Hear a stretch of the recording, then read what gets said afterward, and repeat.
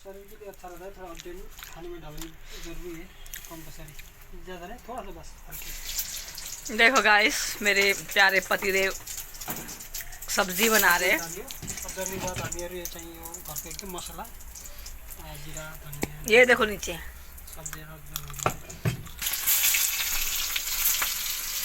प्याज डालिए, प्याज डाल के फ्राई करिए। उसके बाद आगे तो ये मसाला डालना, धनिया जीरा और मिर्च अदरक जो बोलेगा सब।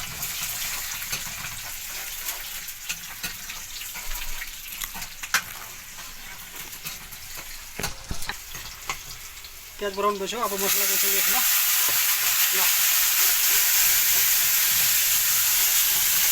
तरकारीको लागि है एकदम यो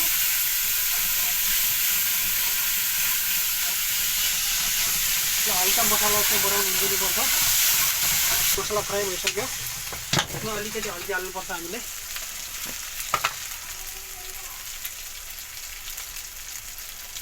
ल यति नै हल्दी हाल्नुपर्छ, ज्यादा हाले पनि हाल्नु हुँदैन है। पानी हाल्यो, यसरी 2 सेकेन्डको लागि खालि फ्राई गर्ने। मसला एकदम क्लियर भइसक्यो।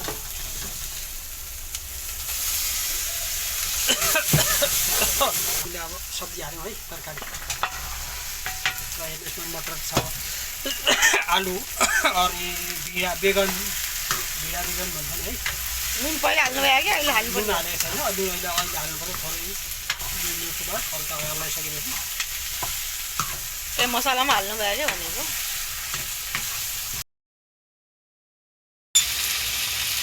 ल 1 चम्मच नमक, 1 चम्मच अलिकति ज्यादा हाल्नुपर्छ है, चटपटा खानुलाई अलिकति ज्यादा हाल्नुपर्छ। बस यति भयो। ल ल